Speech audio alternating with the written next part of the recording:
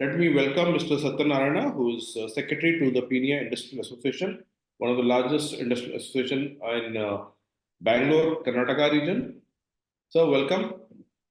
Namaste, sir. Namaskar, sir. How are you? Good to see you, and thank you for joining us. Great. I think you are one of the first of my guests who is from the south of India. We will get a little different perspective as such. The Bangalore is the second home. I always consider Bangalore as my second home. I started my career there, so I always look at people from have a soft corner for Bangalorean as such. Though I like the South Indian food than the North Indian food here. So to start with, sir, let's start. Let me understand when your impression and assessment of the current budget. I may not call let's not call it as current full-fledged budget. It's a more of an interim budget, but let's understand from you what is your assessment's impression on that. So this year, the interim budget, it has touched a lot of sectors which were, earlier were not given too much of an importance. That's like tourism, and a lot of emphasis has been given to solar and renewable energy as such. So Absolutely. renewable energy and that net zero target of India, net emission zero. So to meet that, there is a lot of emphasis given to these sectors, and that is really good. And a lot of emphasis has been given to agriculture, and a lot of emphasis has been given to our entrepreneurs through Mudra loan. That is really good for a broader perspective of our Indian economy. Great. I think this is some interesting point you shared. But what I can see, and if we can look at the budget in a whole, this particular budget didn't have very specific or very something specific for MSME as such. You from a MSME, whether you're from the association which is more of a which has a lot of small industries or medium scale industries, there is no specific focus on the MSME sector as such. But yes, there is a focus on green technology or green economy. There is focus on developing Indianization on defense sector, spiritual tourism. Your take that though there's nothing much on MSME, do you expect anything coming in the full-fledged budget which will be there after the election, provided the same government comes in? Sir, whether if it is the same government or any new government, the very basic definition of MSME is a major concern for us, because when we say micro, small, and medium enterprises, so micro is the turnover up to 5 crore, 1 crore, and small is the turnover up to 5 crores, and medium up to 50 crores.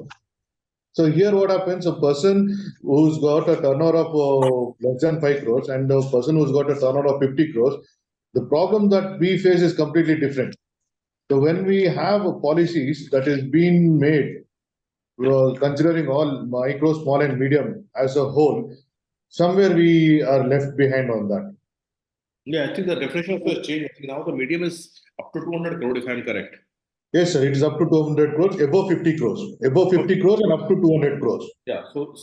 And I think that the little bit focus, and if you look at the production linked incentive is again predominantly focuses on that particular segment.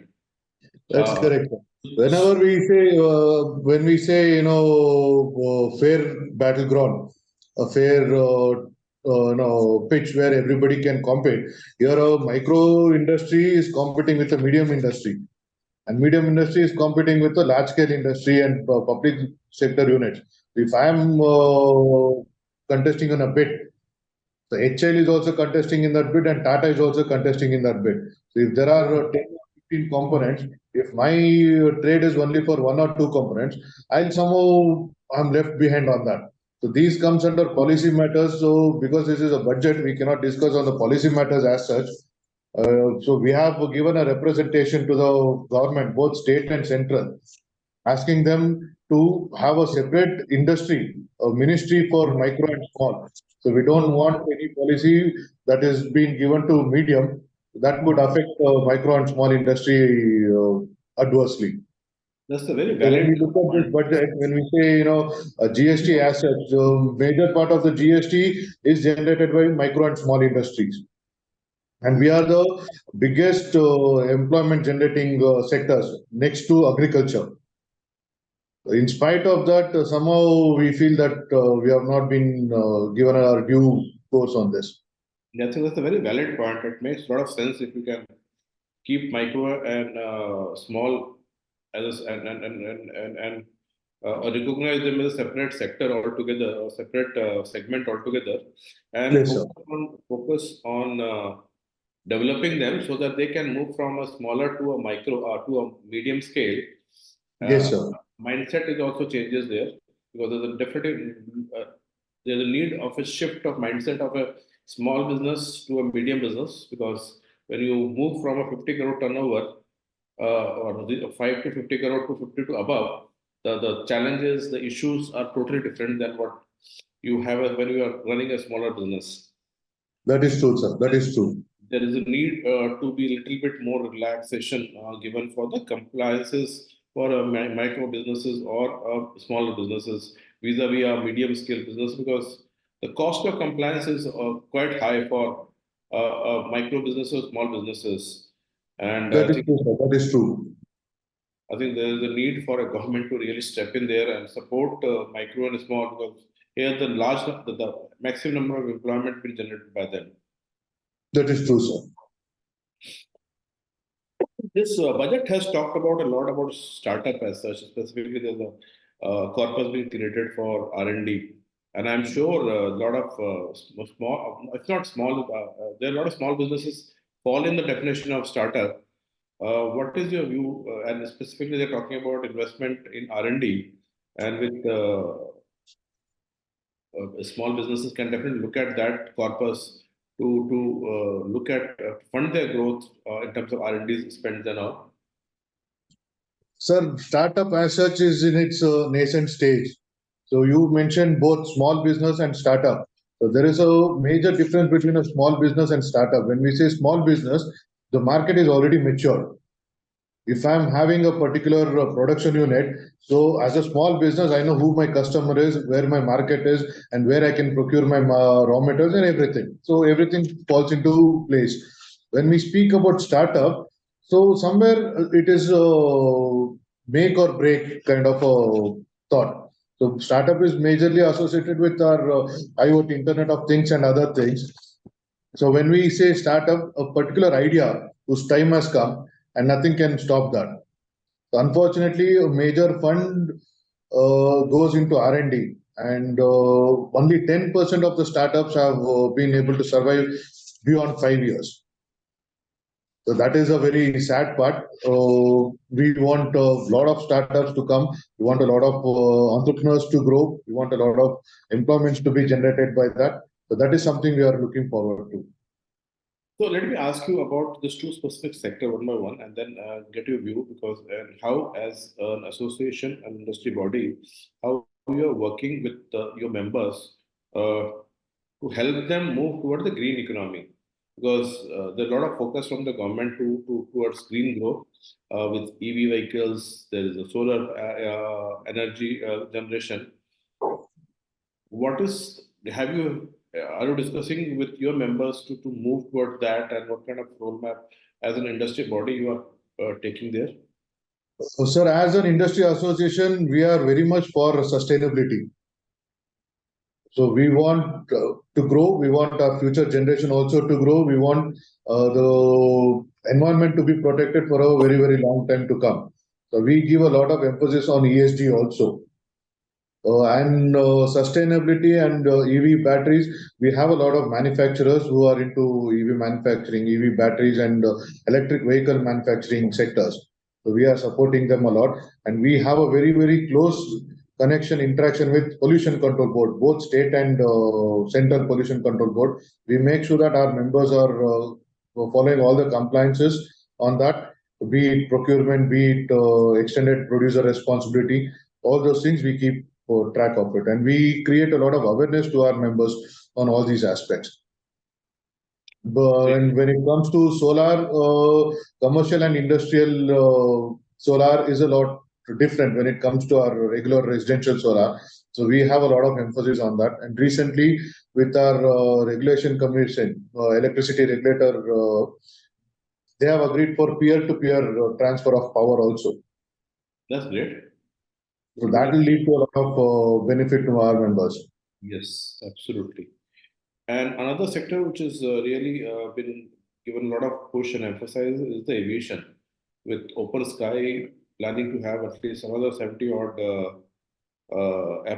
airports been operational, where do you think the role of MSMEs come in there to fulfill? Because this is a very ambitious project. It's not that easy to reach that for the next 10, 12 years, which they have been projecting. But I am sure business industry can look at, take this as a direction and start pivoting towards fulfilling, gearing up, skilling themselves to provide services or products to this sector. So, anything you as an from your industry or body, you are doing something there because Bangalore is a hub of aviation as Yes, such. sir.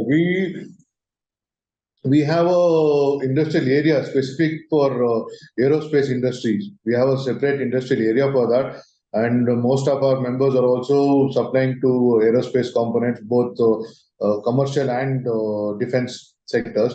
So when it comes to number of routes that has been increased, that means that there are a lot of requirement for flights and all these flight components and maintenance components.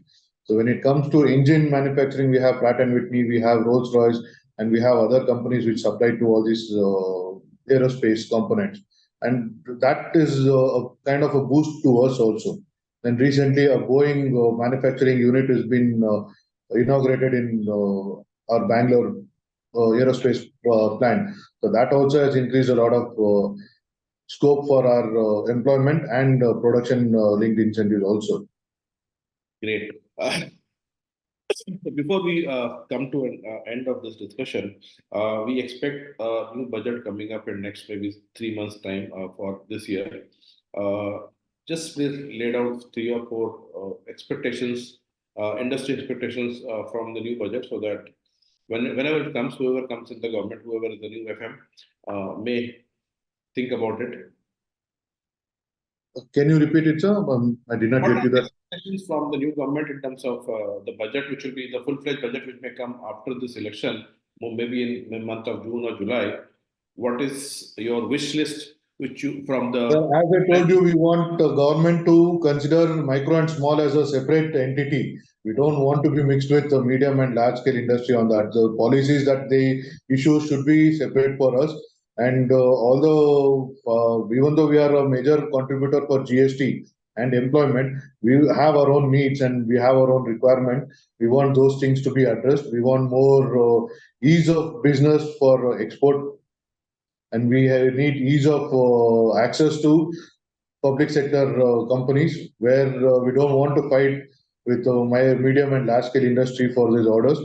Say if I want to supply to Bemal, or if I have to supply to Metro coach factory or railway factory. So we want a separate scheme for us for micro and small, so that we'll have a separate edge in fighting, and we need to survive for a very long time to come. So these are thank requests to our government, both state and central, on this. that's absolutely. I think the budget for the Karnataka also state coming up in next few months. Yes, sir. I think there is, you can expect a lot coming from them also. So thank you, sir. Thank you, Mr. Sathayanarayna, for joining us, sharing the views of you and the Peenaya Industries Association. And I'm sure that will definitely help us and our viewers on that. Thank you very much for being here. Thank you very much, sir. Thank you for inviting me. Thank you.